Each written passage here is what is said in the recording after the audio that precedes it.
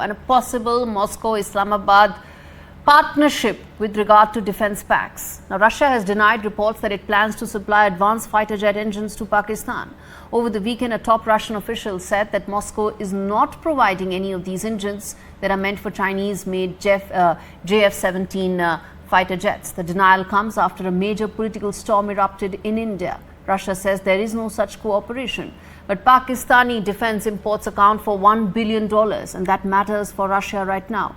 Even as many are asking that is this China stitching up a possible joint venture between Russia and Pakistan. Now, the Congress party has weighed in on this, saying that it undermines India's strategic ties with Russia, questions why a trusted ally would arm Pakistan while still selling advanced weapons to India.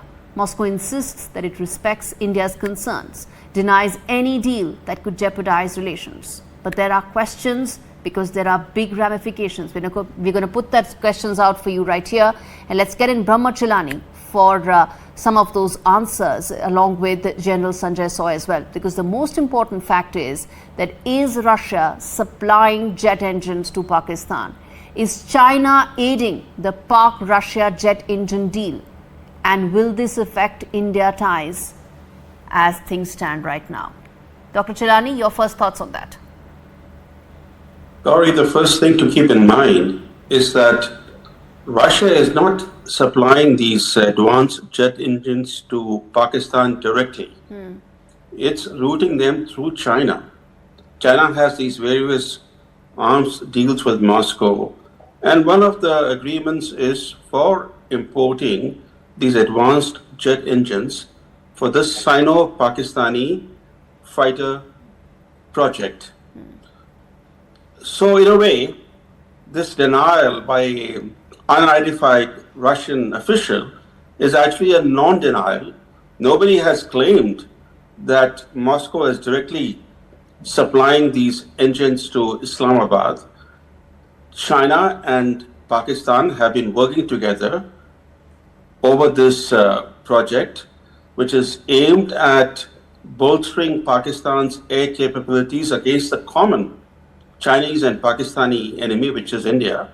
And this advanced fighter jet clearly relies on the Russian advanced engines. But there's a context, a background to this we should not forget as to why Russia may be providing these jet engines to China for use in the Sino-Pakistani program.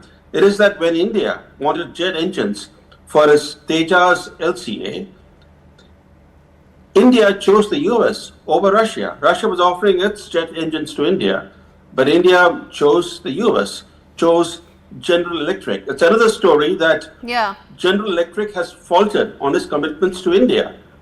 For the Tejas, the first series of LCA, the GE engines, the first engine arrived in March this year, 2 years behind schedule, disrupting the Tejas production schedule.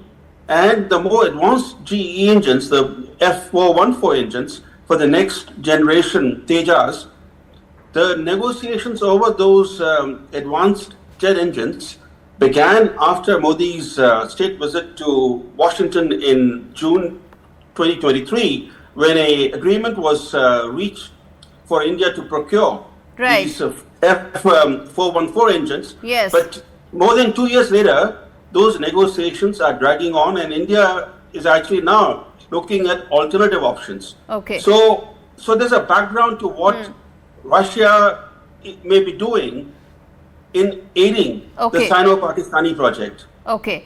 Let's get in General Soy as well on this. Sir, in your assessment, the concern is that this engine actually enhances the jet's capability for high altitude operations, particularly around LOC. Is that concern justified, and how significant is that? Yeah, in fact, Gauri, thank you so much. It is a very, very important topic. In fact, I would say, like Dr. Brahma has brought out, that Russia has been supplying engines for JF-17 to China for quite some time since its manufacture. The basic engine has always remained the RD-93.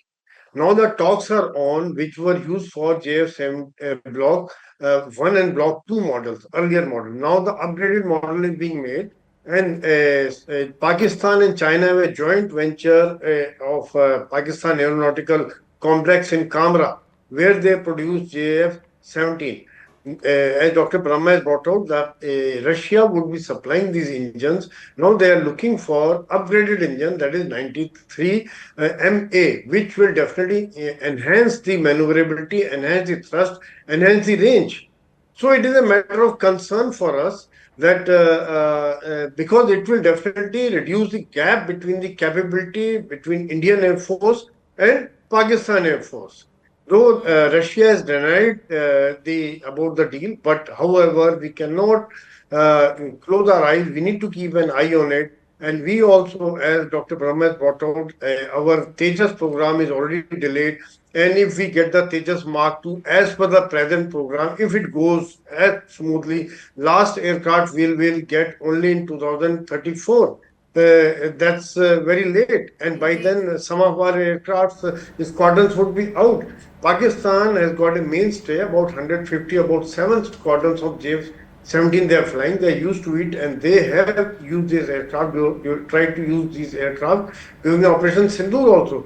We need to look for, I mean, there's one couple of things I would like to highlight, Gauri. Okay. We need not we need to put a pressure on Russia that they should not supply advanced version, and we have the leeway because we are in major defense procurement. Our major defense procurement to a large extent, we have been playing a very major role as far as overall Russian economy is concerned. So you're right about the fact that the kind of leverage that New Delhi has is extremely critical, and that needs to be kept in mind. Very quickly, Dr. Chilani, I'm completely out of time, but very quickly I want to understand from you, do you think India will use this leverage, and will this lead to this cancellation of any of this order? India is trying to use that leverage. India has been trying to exert pressure on Moscow. But the problem is this, that because these advanced jet engines are being routed through China, that allows Moscow a measure of formal deniability of the supply of these engines. So Moscow can pretend that actually it's not supplying the engines to Pakistan, but the very fact that it's actually routing them through China amounts to the same thing. And therefore, what the Russians are trying to do is to take India round and round the mulberry bush. Okay. India has to exercise that leverage in a more forceful manner. All right, I will have to leave it there, sir. And gentlemen, thank you so much for joining me on this edition of India Global. And with that, viewers, we wrap things up on this show. Thanks so much for watching.